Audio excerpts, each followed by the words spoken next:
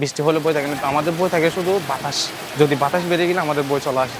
সাগরের কিনারায় তো আপনার ঢেউ থেকে বাতাসটা সৃষ্টি হওয়ার কারণে ঢেউ যত বেশি হবে তত বাতাস বেশি হয়। বেশি বৃষ্টি হলে আবার পাহাড় ভাঙে। একটানা যদি 4-5 দিন যদি বৃষ্টি হয় তখন মানে ঘন ঘন ঘন ঘন ঘন পাহাড় ভাঙে। তখন যদি পাহাড়ের নিচে যদি কোনো ঘর বাড়ি থাকে এরকম ওরা যদি ঘরের উপরে পাহাড় পড়লে তো ঘর তো ভেঙে যায়। তারপর যদি ঘরের ভিতরে যদি কি মানুষ থাকে মারা যায়, অনেকে মারা যায়। এরকম পাহাড়ের মাটিগুলো পানি পানি যখন মাটির মধ্যে ঢুকে মাটিগুলো নরম হয়ে যায়, তখন ওই কারণে মাটি ভেঙে পড়ার পিছনে যে পাহাড়টা আছে ওইটা হচ্ছে আপনার অনেক সামনে ছিল। এটা ভেঙে ভেঙে ভেঙে ভেঙে একদম ওইদিকে চলে গেছে। যেমন হ্যাঁ, বেশি বৃষ্টি হলে পাহাড় ভাঙে। আমরা তো প্রস্তুতি নেওয়ার সুযোগটা পাই না। আমাদের মনে করেন আমাদের সাগরের পাড়ের কিনারায় মানে মনে করেন হঠাৎ করে যদি চলে আসে কিছু করার থাকে না। অনেকের টিনের ছাল উড়ে যায়, ঘরের ছাল টাল ভেঙে যায়, সবাই বাসস্থান রক্ষা করার চেষ্টা করে, কিন্তু আমাদের কোনো কিছু করার থাকে না। আমরা ভয়ের মধ্যে থাকি, তখন বাসা থেকে বের হয় তখন দোয়া করি আল্লাহর কাছে।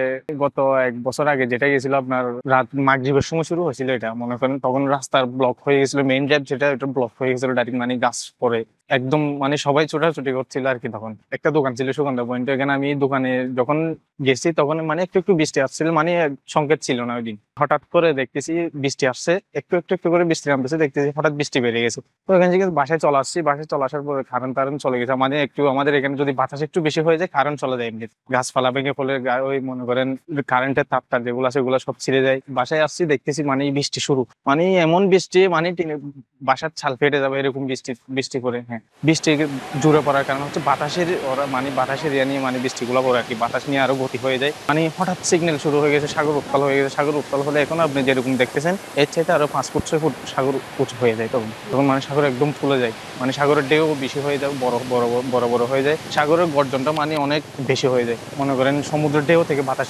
সৃষ্টি হয়, তো বাতাসটা পাহাড়ে ধাক্কা লাগে আরো একটু, বাতাসটা আরো একটু মানে ভয়ানক হয়ে যায়। এটার কারণে অনেকের ঘর বাড়ি চাল উড়ে যায়, মনে করেন গাছপালা ভেঙে যায়। সমুদ্র পাড়ে যারা বসবাস করে ওদের ঘর বাড়ি উড়ে যায়। সাগর উত্তাপ থাকে তখন এমনি জোয়ার আসলে তো পানি এখানে চলে আসে, সাগরের পানি একদম এখানে চলে আসে। হ্যাঁ, এখানে চলে আসে। আপনার এখানে ছেলেরা অনেকে গোসল করে জোয়ার আসলে, যখন সাগর উত্তাল থাকে তখন সিগন্যাল হয়, তখন আরো পানি আরো বেড়ে যায়। পানি বেড়ে গেলে মানে সবাই একটু হুমকির মধ্যে থাকে আর কি। আমাদের তো আর টেনশন বেড়ে গেলে কিছু করে না, আমাদের জন্মস্থান এখানে, আমাদের এখানে থাকতে হয়। মানে এছাড়া তো আর কোথাও যাইতে পারে। নিজের বাসস্থানটা মানে সেফটি রাখার জন্য সবাই চেষ্টা করে, এটা আর কি।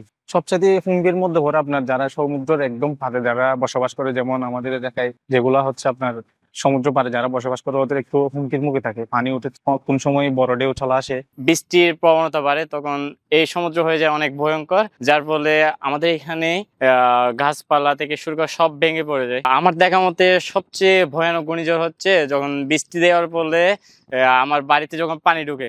যে মুখা ঘূর্ণিঝড়টা হয়েছিল, তো ওই মুখা ঘূর্ণিঝড়ের মধ্যে আমাদের এই পাশে পাহাড় ভেঙে ধস হয়ে পড়লো, যার ফলে আমাদের এখানে গভীর পানি হয়ে গেলো। ঝড় আসার আগে থেকে আপনার 2 থেকে 3 দিন আগে বোঝা যায় কি এখানে বৃষ্টি হবে প্রবল ধারে, যার ফলে এখানে সবকিছু উল্টাপাল্টা হয়ে যাবে। যখন বৃষ্টি আসে তখন সব দিক থেকে অন্ধকার হয়ে যায়, আর বালি বাতাস সবকিছু একসাথে আসে, যার ফলে অনেক ভয়ঙ্কর একটা অবস্থা, আতঙ্কের মধ্যে সবাই পড়ে যায়। সতর্ক বার্তা দেওয়া হয়, কিন্তু সতর্কবার্তা অনেকে মানে অনেকে মানে না, যার ফলে আতঙ্কের মধ্যে পড়ে মানুষ। সর্বোচ্চ বিপদ সংকেত দেওয়া হয়েছিল আপনার 7 থেকে 8 নাম্বার বিপদ সংকেত। তখন অবস্থা ছিল আপনার দেখার মতো না, অনেক ভয়ঙ্কর, যার ফলে মানুষ আতঙ্কের মধ্যে বাসা থেকে বের হতো না। আর ঝড়ের পর দেখছি আপনার পুরো আকাশ অন্ধকারে ছেয়ে গেছে, বাড়ির আশেপাশে বিভিন্ন গাছপালা ভেঙে পড়লো। আমাদের এখানে ঝড় হওয়ার কারণ হচ্ছে কি আপনার বিভিন্ন পাহাড়ি এলাকাতে গিয়ে মানুষ ঘরবাড়ি তৈরি করতেছে, গাছপালা কেটে ফেলতেছে, যার ফলে এই বন্যাতে পরিণত হচ্ছে।